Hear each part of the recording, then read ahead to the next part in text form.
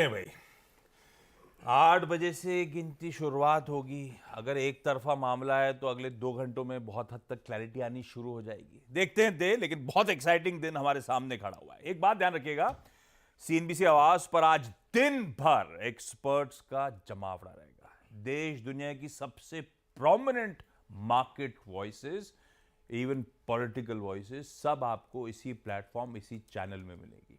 आज सिर्फ ना फिर स्टॉक एक्सचेंज फोकस में रहेगा, बल्कि पॉलिटिकल एक्सचेंज भी फोकस में रहेगा। दोनों स्क्रीन का रिफ्लेक्शन आपको एक ही स्क्रीन पे, आपकी स्क्रीन में दिखना शुरू हो चुका है। ये एक नंबर तो मेरे ख्याल से सूरत वाला आ गया है शायद ऑलरेडी तो इसीलिए 10 आपको नजर आ रहा है। लेकिन आपको वो सारा दिन भर डेटा भी मिलता रहेगा, लाइव, सबसे तेज, प्लस ब्यूटीफुली वो स्टॉक मार्केट की कवरेज। तो एक ही स्क्रीन पे आज दिन भर का काम हो जाना है, कहीं जाने की जरूरत है नहीं। मोटा मोटी मार्केट का जामा हमने पहन लिया है। क्या इंपॉर्टेंट, क्या नजर रखनी है, किस तरह का रुझान हो सकता है आज के सेशन में, या आगे की तस्वीर कैसी है। पर अब आते हैं जरा सा ग्लोब का तड़का। ग्लोब सपोर्टिव रहा है और आज तो खैर कवर अप की सेकंड प्लेट एक बार रखोगे प्लीज आप। तो कच्चा तेल नरम पड़ता चले जा रहा है। कल $80 की बात कर रहे थे, आज $78 के आसपास क्रूड इस समय खड़ा हुआ आपको नजर आएगा। हाँ, यूएस के बाजार कल थोड़े से मिले जुले जरूर थे। नीरज जी समझ लेते हैं, दरअसल वो भी इंपॉर्टेंट है हमारे लिए, ओवरनाइट हैंडओवर है कैसा। ये आजकल इन्होंने वेब सीरीज देखना बंद कर दिया क्योंकि भाई इससे बढ़िया आज कितना एक्साइटमेंट, ऐसी सोच रहा था कोयम्बतूर में अन्नामलाई का क्या होगा, उधर तिरुवनंतपुरम में चंद्रशेखर साहब, या वो और हैदराबाद में ओवैसी साहब और वो मैम माधवी लता, वो उड़ीसा वेस्ट बंगाल में एक्चुअली क्या होगा रीजनल पार्टीज का।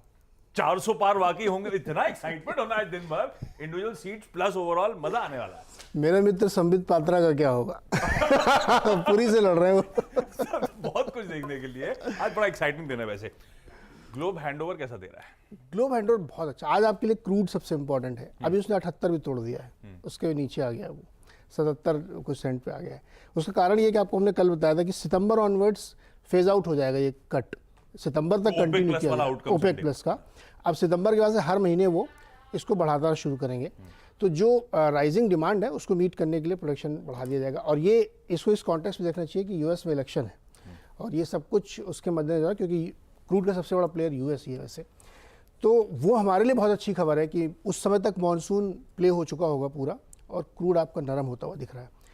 कल यूएस में इंट्राडे में जो कुछ भी हुआ, लोज से ऊपर आया, वो इसलिए कि एक मैन्युफैक्चरिंग डेटा आया वहाँ पे जो कि एक्सपेक्टेशन से कम आया और मंथ ऑन मंथ भी नीचे आया, तो वो थोड़ी सी एक चिंता बनी और वो चिंता पॉजिटिव सेंस में देखनी चाहिए। अभी तो मार्केट आपको नीचे दिख रहा है, लेकिन वो रेट कट का माहौल बनाने के लिए बहुत अच्छी बात है।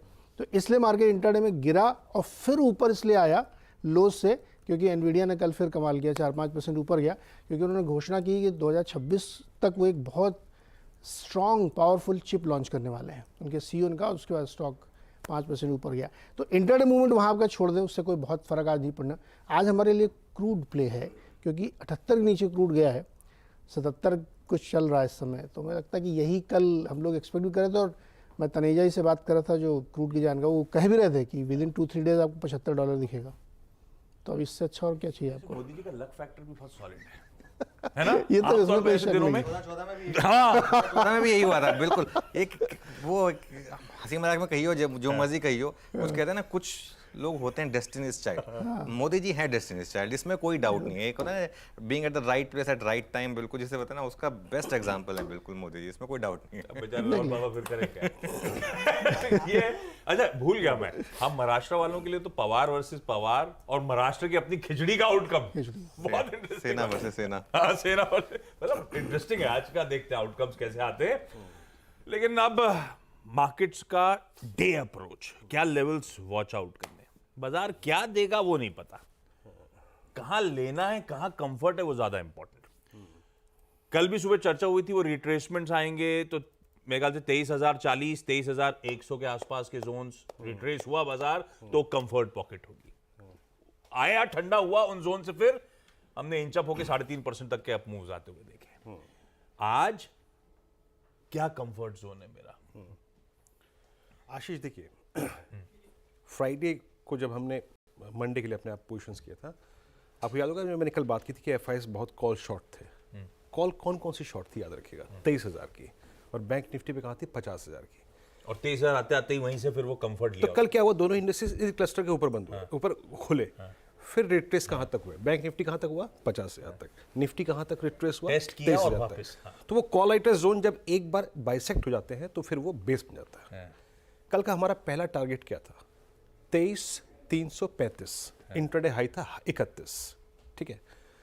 वहां से रिट्रेसमेंट आया, फिर रैली पिकअप हुई, बैंक निफ्टी का रिट्रेसमेंट आया, फिर रैली पिकअप हुई। अब आज का क्रक्स क्या है, strong FIS buying, strong DIIs buying, 7805 crore रुपए का एफआईएस ने इंडेक्स बाय किया, 6,000 करोड़ रुपए का स्टॉक फ्यूचर बाय किया।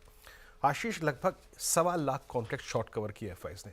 बट क्रक्स क्या है, क्रक्स ये है कि अभी भी उनके 1.97 लाख कॉन्ट्रैक्ट शॉर्ट खड़े हैं, ठीक है। ये वो ढीठ शॉर्ट है जो किसी पर्टिकुलर पॉइंट के बाद कवर होंगे, जो थ्रस्ट जनरेट करेंगे, इनकी कवरिंग थ्रस्ट जनरेट करेगी। मैं निफ्टी को कैसे अप्रोच करूंगा, जरा आप निफ्टी के पिरामिड से स्क्रीन पे लेके आइए प्लीज। याद रखिए इस रिजल्ट डे के लिए दो चीजें बड़ी क्रिटिकल है।